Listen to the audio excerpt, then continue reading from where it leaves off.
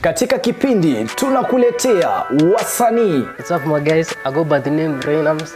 Eti nikipita kwa macho na nipimia, na kama sina pesa ungewezi nipimia. Hapa Shenster the Poet manze. Ngoma moto moto. If you wanna show some love, but don't fake it too. Hey, nakumenya mawazo makuu. Nani anadera shida? Oh, utani waku. Vichekesho. Mkisongaza. Mahojiano moto moto, stori za wasanii pamoja na talanta za wasanii. Fiki wa kasi gani kama wapatikani wakati wa shida. Na pia kwenye kipindi utabambika, utajijenga, utaelimika, utakuza talanta yako.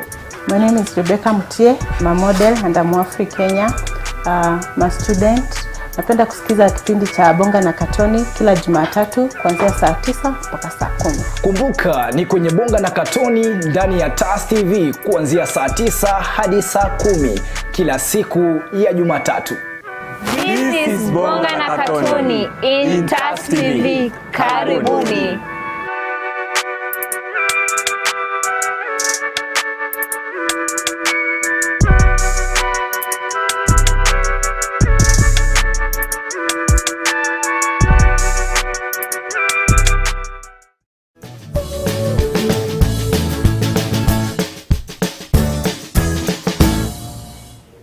Good afternoon. Welcome to another beautiful episode of Counting the Red Ribbon. And as we always say, we are here to celebrate the milestones that persons or people living with HIV and AIDS have achieved over the years, and what are some of the adjustments that are being made along the way, just to make sure that we support these people. We have them within us. They are our family, they are our friends, our brothers, our sisters, and we have to support them at each and every step of the way. My name is Lavinia Goa.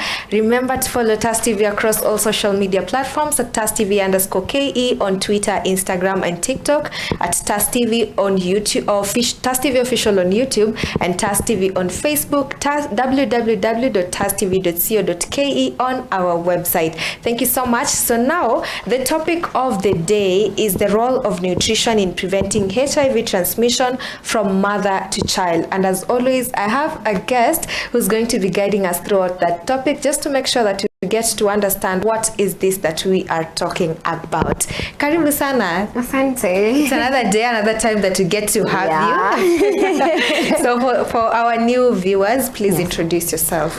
My name is Bethina. I'm a nutritionist, and right now I'm positioned at Boresha Jam Initiative. Okay. Yes. So just an overview. Probably kuna mtu ajui nutritionist anafanyanga nini. Please let them know. In the most layman's language, the doctors treat diseases with medication, and us we manage them with foods. Yeah. Foods, fluids, so that you can be given the optimal nutrition. Yes. Yes. Okay. How for lack of a better word, what an intro. Yes. What a description. Anyway, so let's jump straight into the topic that we're talking about today. So we are talking about HIV transmission from mother to child, yes. How to go about the prevention area, and our main focus is on the pregnant moms sana, yeah. who are living with HIV and AIDS. So my first question would be, how does a pregnant woman's nutritional status impact the risk of mother to child transmission of HIV? Okay, first of all, when a person is HIV positive, yes. one thing they are always told is that nutrition and medication has to go hand in hand. So how you're feeding and how you're taking a medication has to go align with together, yeah. because it's food interaction with the medication.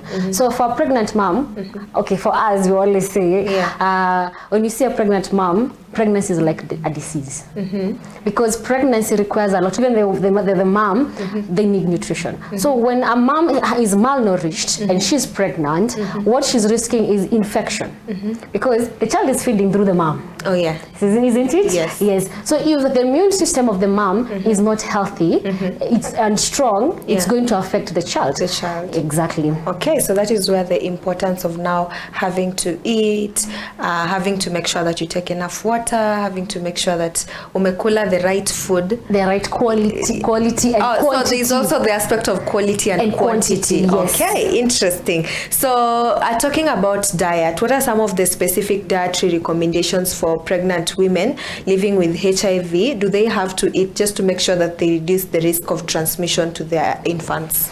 For the pregnant moms, what you do is there is the required for every pregnant mother, that is the IFAS, iron folic acid supplement. But what we do is there's a reason straight they go for clinics so that we can identify as a nutritionist what are the deficiencies that this person is having. Yes. So you find us, we tend to make some biochemical tests to identify is she having nutrition deficiency. If she has, we have to supplement and give her the right diet to add those nutrients. So that is going to prevent now the mom being weak, lethargic, and also being prone to other diseases, which is going to be affecting the pregnancy. Okay, so meaning that is where supplements, nasikianga mtu akiwa pregnant, oh, there are these supplements you're supposed to take, or there are this and this and this.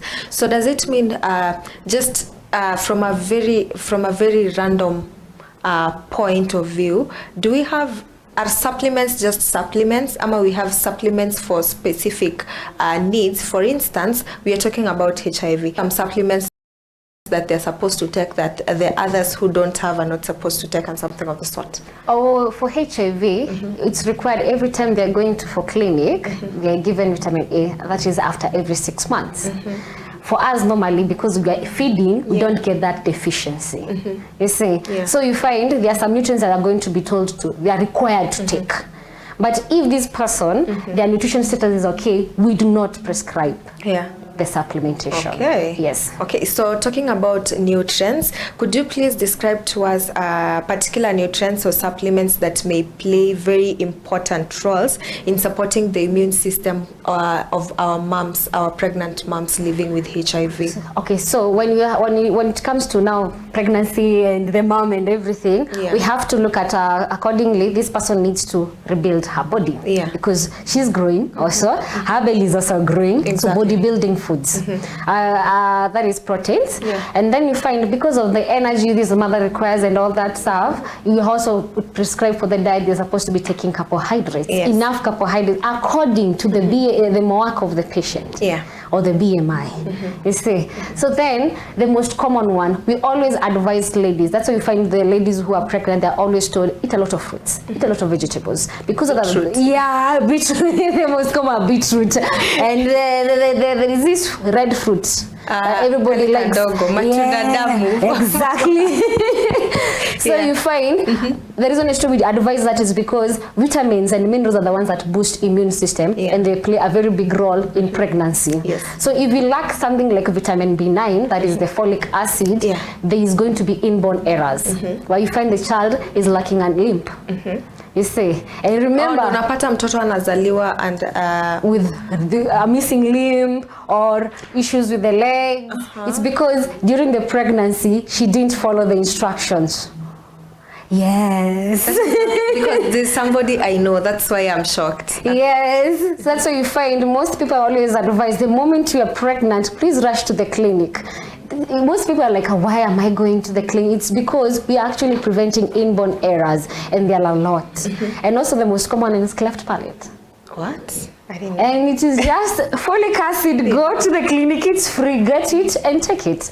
Yes. Okay, so now away from that, let's now talk about the challenges that these moms face along the way, and especially those that are living with HIV when it comes to maintaining their diet, and what are the solutions or support systems that are available for them just to make sure that they follow the diet that is required for them.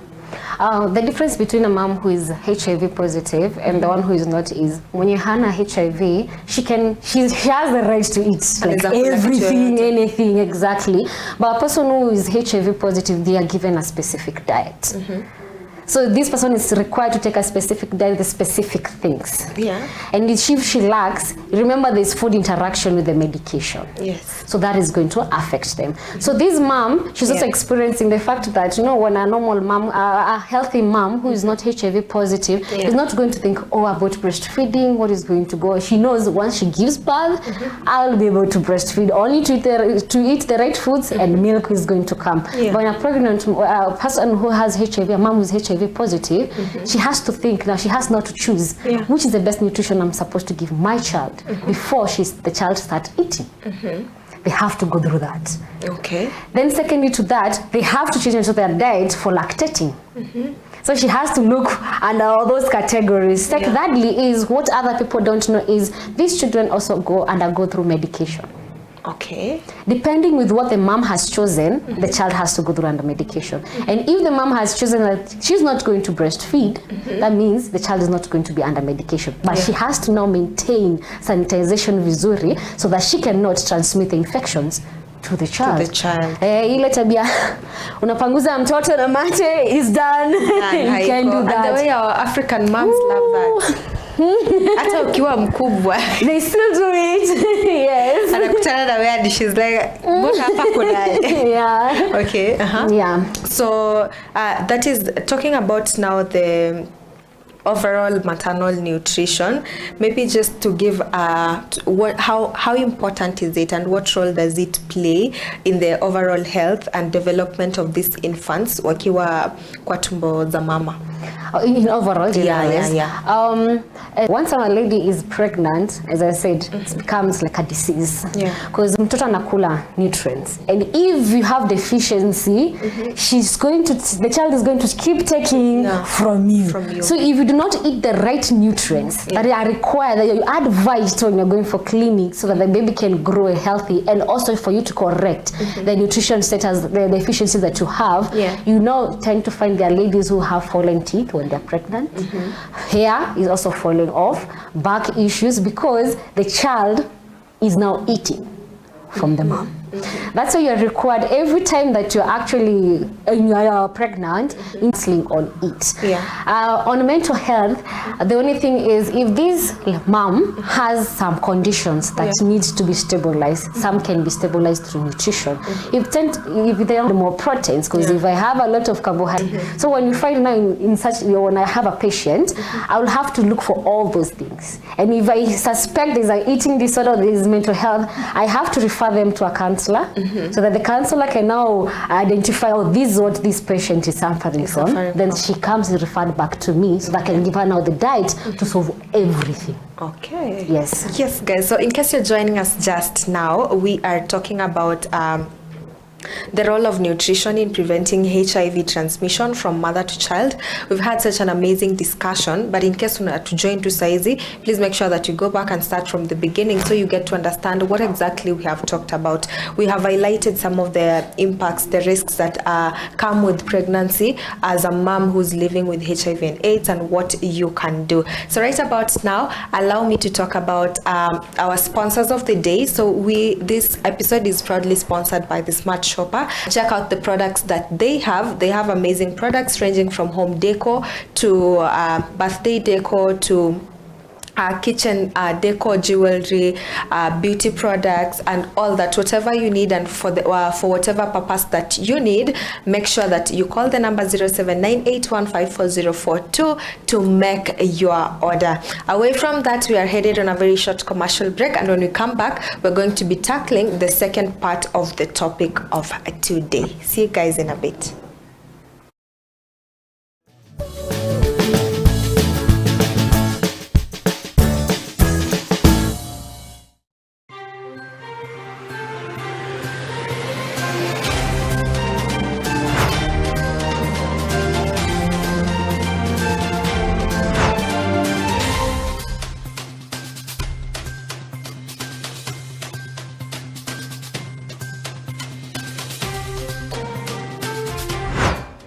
Get informed on what is happening in our political scenes and people who are making headlines in different parts of the country and the world, right here at Tas TV.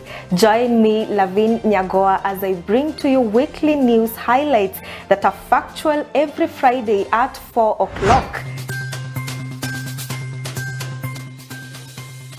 See you then.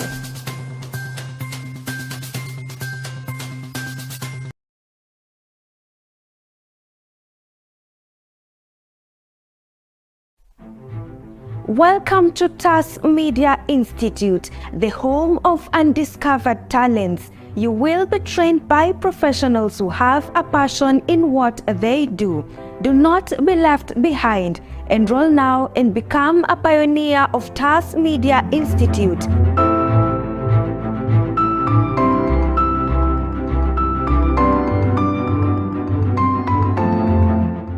We are located at Neema Plaza, 2nd floor along Kenyatta Highway in Thika Town.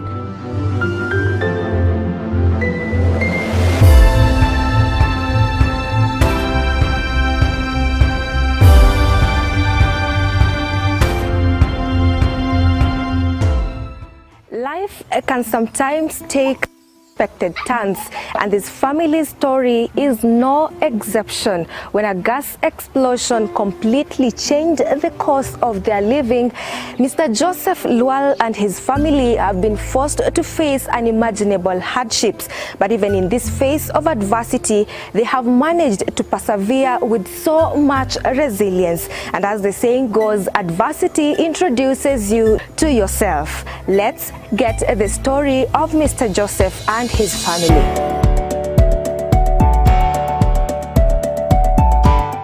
So welcome to the first episode Maswali Tatanishi.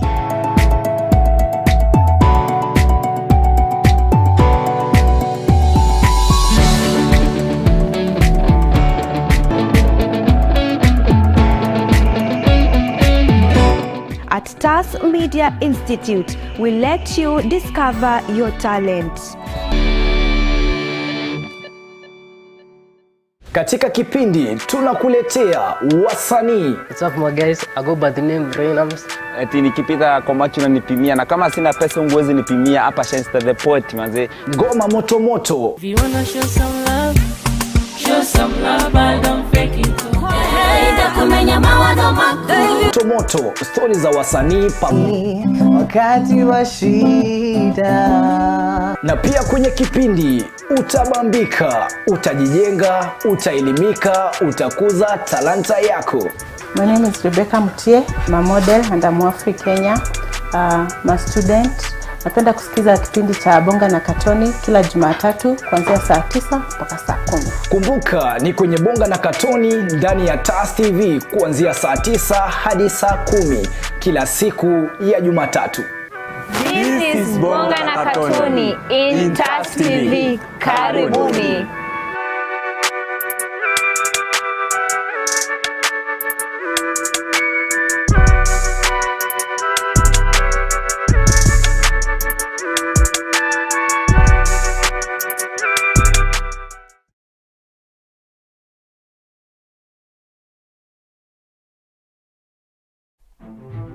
Welcome to Tas Media Institute, the home of undiscovered talents. You will be trained by professionals who have a passion in what they do. Do not be left behind. Enroll now and become a pioneer of Tas Media Institute.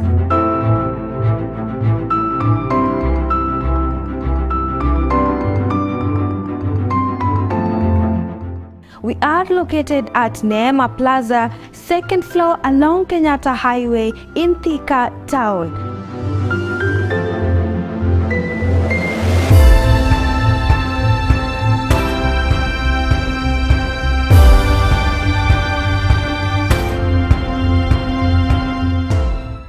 Life can sometimes take unexpected turns, and this family story is no exception. When a gas explosion completely changed the course of their living, Mr. Joseph Lual and his family have been forced to face unimaginable hardships. But even in this phase of adversity, they have managed to persevere with so much resilience. And as the saying goes, adversity introduces you to yourself. Let's get the story of Mr. Joseph and his family.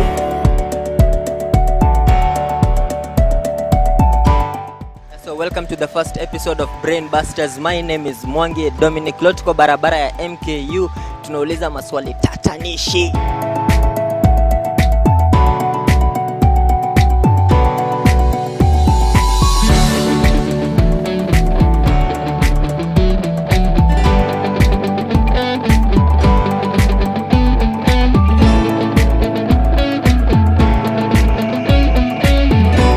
At Tas Media Institute, we let you discover your talent.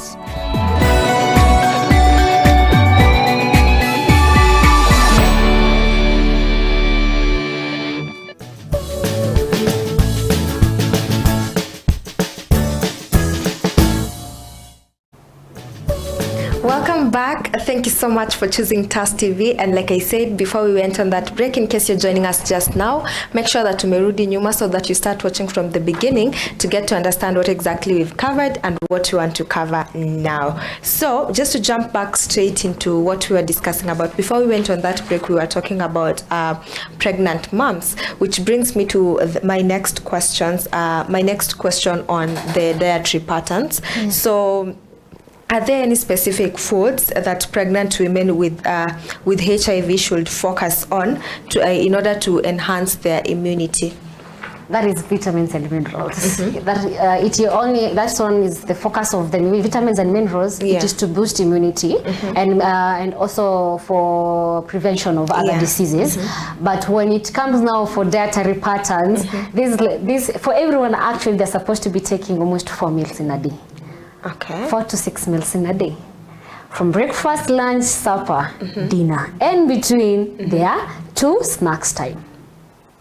Okay. But most of us don't follow that. Most of us don't even. I think the highest number of people wanakulanga 1 meal a day. Ikienda sana 2. Very few people wanakula 3 meals in a day. And that's why we have a lot of deficiency outside here. Okay. You find most ladies, especially ladies, most of us tend to be dehydrated and anemic because of that. Okay. Yes. So for the young mom or for the mothers, they are supposed to be focusing their stomach. They're not supposed to be hungry at any time. At any time. Exactly. Because they're supposed to be eating meals for 6 times. Most of the time they're always told by they 6 times if it's possible. Yeah. But there's a risk by the for pregnant moms, either HIV or not. Where you find if you take sugary foods, you're at a risk of having diabetes.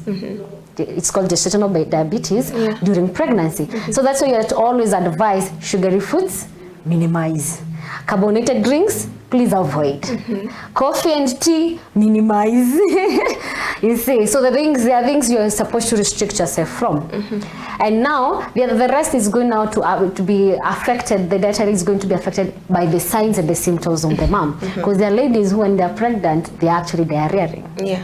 You see, so now I'm supposed to be focusing on they're supposed to be having more roughage and more fluids. Okay. So depending by the patient, the dietary is going to change. Okay. Yes. Okay, so away from now pregnancy, let's now narrow down to breastfeeding. So the moms are positive and they now have to breastfeed their babies. So what are talk to us about the concept of, exclusive breastfeeding, and especially to moms with HIV, and where do you as nutritionists now come in to make sure that there is prevention of HIV? Isitoke kwa mtoto, isitoke kwa mama, iende kwa mtoto, for a mom who's chosen to exclusively breastfeed for the 6 months they're supposed to. So if a mom has chosen to exclusively breastfeed, the child is under medication. Yeah. So the mom and the child is going to be under medication. Okay. So it's like she's taking PrEP to prevent infection. Yeah. You see. So during that time, the mom can be able to breastfeed. But now the upside of this is immediately after those 6 months, she's not allowed to breastfeed again. Okay. So she's haizi pitisha vile watu wengine wanapitishanga tu 1 year. Okay. She's not, because now we are going to be now introducing feeds, you see, and that is going to be having mixed feeding. Anywhere the child can get infection. So we tend to say no after 6 months. After 6 months, exactly. And one thing is, they're always cancelled, by the way. You're supposed to, normally everyone is cancelled after giving birth. You're supposed to wash your breast before you feed the child. After every 3 hours, you're supposed to be breastfeeding your child and all that stuff. That is generalized. But the big key thing is, when the mom is taking her, is breastfeeding, the child is supposed to be under milk. And the mom has to observe that. The child has to take those medications. And the good thing is, nowadays they come in some flavors. So the child, it's going to be tolerant for the child to take those medications. Okay. Yes. So let's talk collaboration. So how can you professionals, healthcare professionals and nutritionists, because you guys work hand in hand, make sure that you support moms to an extent that whenever they come to hospital for this kind of services, they feel very safe, and they feel like that they're in a very safe space to actually lay out what exactly is happening, because there are moms who will be scared to talk because of the environment in Yewako. And we have doctors who, for lack of a better word, they don't really give such a safe space for this kind of moms to make sure that wako sawa hata mentally. Okay, this is where I advise sana, let us all embrace public hospitals, because in public hospitals there are there are procedures you're supposed to be going through, even a counselor. But the biggest thing I can call clap to the people are community health workers, because they're the ones who tend to create that awareness in the community mostly. And also, in case of we are lacking our patient, we are not seeing our patient hasn't be coming for medication, they are the ones who access the patient where the patient is. That is the biggest thing, the biggest role they are doing. But the biggest issue we have, nutritionists are not let me say, they are not well known in this field. That is because maybe they're not given that chance to speak out. And you find, as health professionals, the doctor has to refer the patient to a nutritionist, because you find there are some things they're going to advise and a nutritionist is going to be like, no, we don't do that. We don't do that. So the biggest thing I can say is, let us refer, when it comes to a diet of a person, let us refer them to the right person. When it comes to the mental health status of a person, let us refer them to the right person. Because unapata a clinical officer or a medical officer, your work is this specifically, right? And now you advise things that are against or are away from the nutrition. The biggest, there's one I found in Kirinyaga County where there's a doctor who was telling moms to give children, mothers to give children goat's milk.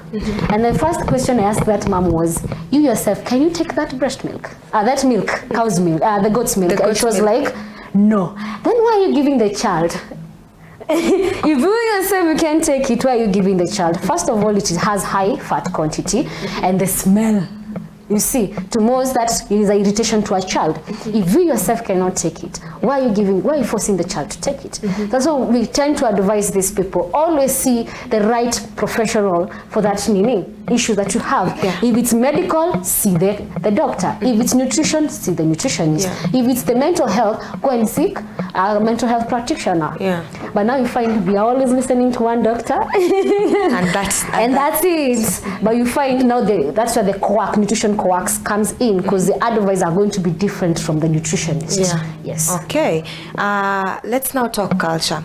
Culture comes with so much, and there are so many barriers, and there are communities that have held on to their cultures on and on and on mpaka saizi in the century that we are in, or let me call it the digital era right now. So just to make sure, what are some of the factors that influence nutritional practices of pregnant women who are living with HIV, and how can this be addressed by healthcare, through healthcare interventions? It's mostly creating awareness of each and every new food group in the society, because you find there are cultures where a specific part of the body belongs to the man. And I'm like, okay, me kwetu hakuna kitu kama hiyo. So you're like, okay, so I need to be now, my nutrition is supposed to be weak because your culture says this. We just create awareness. We cannot interfere with somebody's culture and how they do. Like I know their culture, they drink blood, right? Medically, that is the risk of having tapeworms, worms so big that they can also go all the way to your brain. You see, but because of the culture of this person, just give the knowledge this person is supposed to be having. If they choose to have to follow those instructions, is okay. If they don't, it's not up to them. Because one thing we always say is, I can do enough, but you have to finish the race.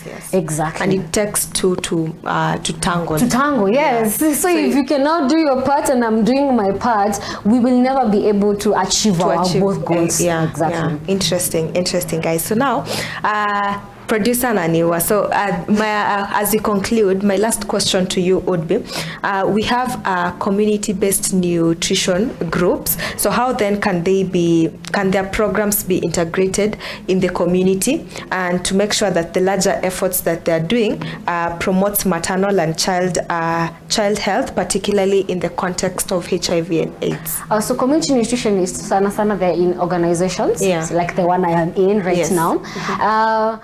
I don't know why most organizations don't employ nutritionists, and they are dealing with people who have diseases.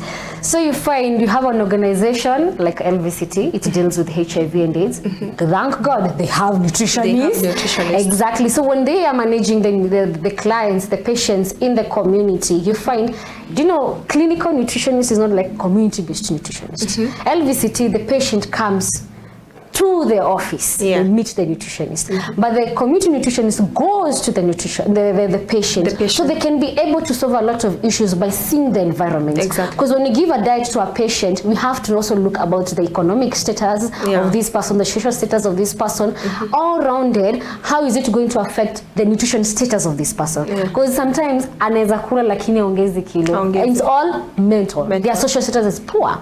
So I can pledge to all the government and also the organization, please employ these nutritionists, where they're going to help and boost you, because most of the activities you people are aimlessly going through and maneuvering in, nutritionists are the ones who can guide you through it.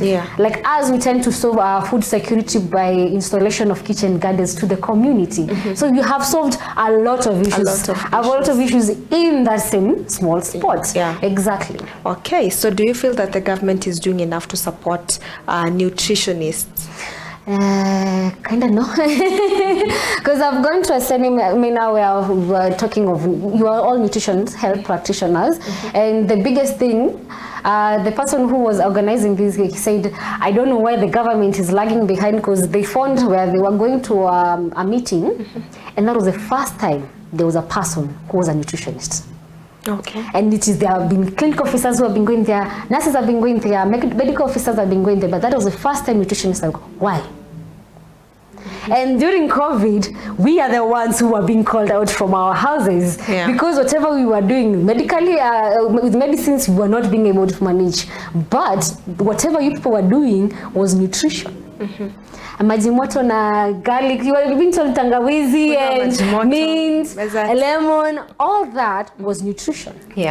But we were not being heard. Why? I think that and also not only the government, also our board, because there's a very big gap where I find we have so many nutritionists, but there's no employment. Why? And you find there are also other hospitals, they are lacking nutritionists. And we need a nutritionist, because mostly of these diseases that we are having here are affected by our poor nutrition status. Okay. So yes, guys, that's it for this amazing episode. My takeaway home today would be, as a mom living with HIV, you can get pregnant, be very okay, give birth to a very healthy baby, and take care of this baby, and to an extent that mtoto hajapata HIV, simply by just following the nutrition and the diet advice given to you by your nutritionist. So it's very important to go to the hospital, keep visiting, go for the clinics, just make sure that you interact with nutritionists to kujua to how important is my diet, paliniko, where am I as a mom living with as a pregnant mom living with HIV and AIDS. So what would be your parting shots? My biggest petition is you can live a long life. Yeah. And you don't have to be worried about your offspring.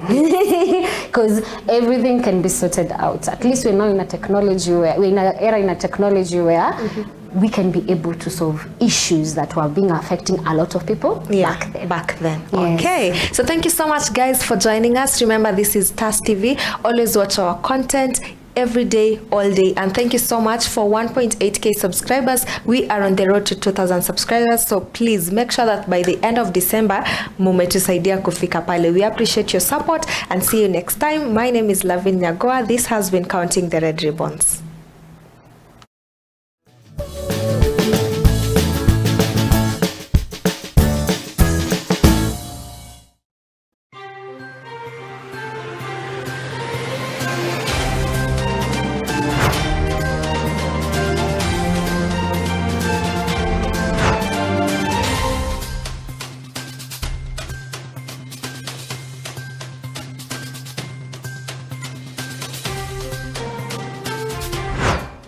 Get informed on what is happening in our political scenes and people who are making headlines in different parts of the country and the world right here at Tas TV. Join me, Lavin Nyagoa, as I bring to you weekly news highlights that are factual every Friday at 4 o'clock. See you then.